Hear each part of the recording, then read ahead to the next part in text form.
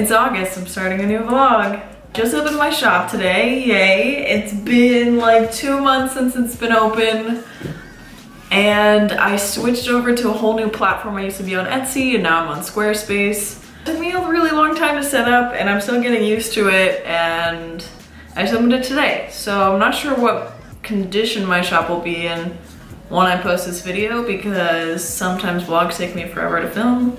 We'll see. I added some new products. I made a new sticker and made travel postcards out of my travel sketchbook from my trip I took last month. And I added some new prints, so it's kind of fresh. It's good. Today I am going to get a P.O. box. I closed my last P.O. box because I moved. So now that I'm all settled in, I'm looking for a place that's close by, but there aren't really that many places close by to me now. So I'm gonna try this independent place that's not an actual post office, it's just a middleman kind of place. There's really good reviews online, so I'm gonna go there and see what it's like. And maybe get a P.O. box today if they have any openings. So, cool. See ya.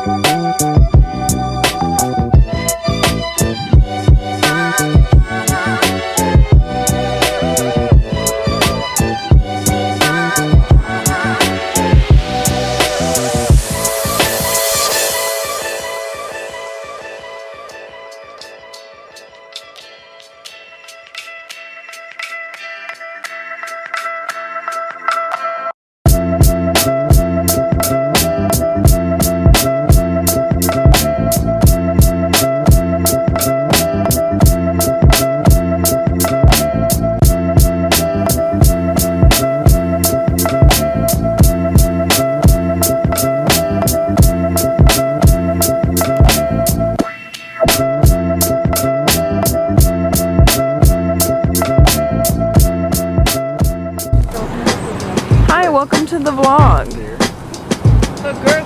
I'll see her. Just out here trying to see some fireworks.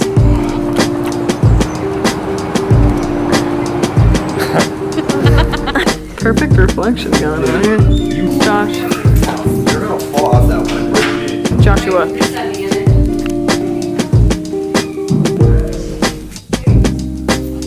Yeah, Hazel here.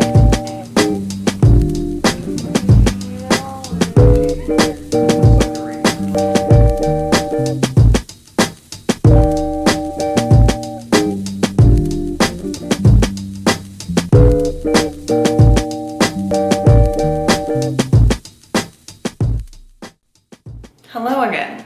I got a lot of complaints on my last vlog that Herc wasn't in it, so I brought Herc out for this.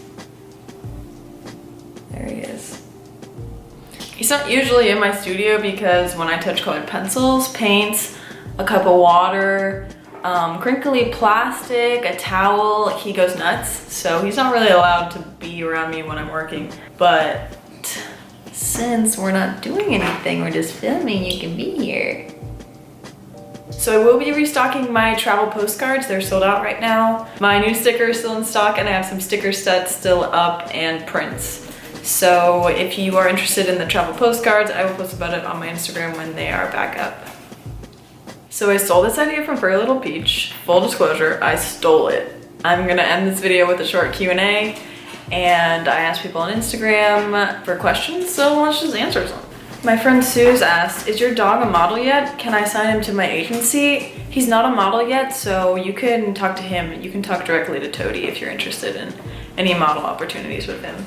Empty Notebook Pages asked, how did you figure out the whole nightmare that is shipping? I mean, where did you start? My first shop online was on Etsy and they pretty much do all the work for you as long as you have the measurements of your packages and weights. They will just calculate it for you and set everything up and give you a shipping label. So what I depend on are my packages being the same size and weight and online shipping calculators. My post on Instagram, I said I was her #1 fan and I will fight people for the title, and people want to fight me.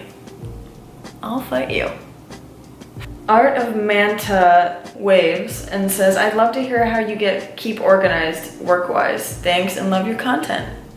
Thank you. How do I keep organized? I have to-do lists. I make a calendar with due dates on it. I love that Herc has been sitting here the whole time. So I'll make a big overall monthly to-do list, and then I'll make side to-do lists like what I have to do for my Patreon, what I want to do for YouTube, what I need to do for my shop, what I need to order online. It's pretty much just mood-based plus deadline-based. Depending on my mood and what it's due, I will pick a task. I don't know if I'm not organized, honestly. Weird Bird Lady asked, what is your favorite part of your art process? Sketching, planning, final touches, etc. My favorite part is probably like putting in big blocks of color. That is my favorite part every time. Ocelite asked, have I ever met Furry Little Peach? No, she lives in Australia and I live in the United States, but I'm still her #1 fan. I don't care if I'm not on the same continent. So, anyone who wants to argue that, back down. Kika Wank asks, how long did it take you to live from your art? I started my Etsy shop 3 years ago. I started it with custom work, custom pet portraits and home portraits, and I started off very low priced, and I pretty much could live off that within 2 or 3 months of starting it. It picked up really fast because my prices were a lot cheaper than everyone else's because I was just trying to figure out what I was doing. I wasn't paying rent at the time because I was living with my parents, so I was able to live off that. But to live off like my personal work, like let's say my prints and like this stuff, a while. And it's gradual and weird. There's no like clear path, and my job is like my shop, Patreon, YouTube, other sponsorships. It's not one thing. It's definitely, it has never been one thing. Actually, commissions was one thing. Never mind, I totally just lied to you. Moving on. Someone asked about my traveling art supplies. I'm going to make a traveling art supplies video sometime soon and combine all my Europe footage in it. It'll be a big travel video. Not sure when that's happening, but I'm gonna do it. And this is the last question. November Nights asked, any tips for people just getting started on social media? Love, love, love everything you do, by the way. thank you. Tips. There is poop. There's bird poop running down my arm. You want to be active. That's stupid advice. When my following started to build, it's when I started doing my 365. I feel like I say this a lot, but this is how I did it, and this is all I know. So I'm just gonna repeat myself. 365 was me drawing every day for a whole year, so every day I posted a new drawing or painting or whatever. And as I was doing this, I gradually figured out how I wanted my feed to look, how I wanted my art to look. I was figuring out what I liked, and the day-to-day practice was helping me gain followers because I was posting really often, new content. And I'm not sure what I was just saying, but no idea what I was saying. People could count on me to post every day. I don't know if that helps, but I feel like as a follower, I'd be like, oh, what is she gonna post today? What is she gonna post tomorrow?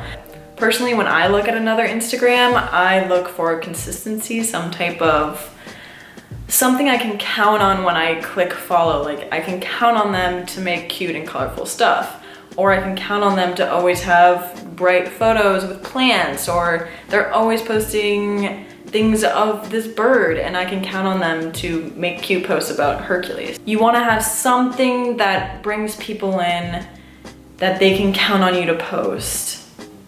Does this make sense? I hope it does. That's what I look for when I follow people, and that's kind of what I tried to teach myself. A wrap up. You want to try and make some type of theme. This is not necessary things. These are just things that I like to do and things that I think help. Be pretty active. Not that you have to post every day, but just fresh content. Try not to repost things. I don't personally like to see that. Interact with your community that you're building. When artists had the same similar feel as me and a similar following, it was easier to talk to them. Like the higher up people that I wanted to be, like with freaking 200K, and I was like, wow, they're so cool, they have so many followers, I want to talk to them, but they have so many followers, they just can't respond to me, they can't interact with me, they can't connect. So hopefully that helps. I rambled for a bit. Thank you so much for watching the vlog. I hope you liked it. Give it a thumbs up. Alright, Herc. So I'll see you guys later. Thanks for watching. Bye. Bye. Face the camera. Herc. There we go. Beep.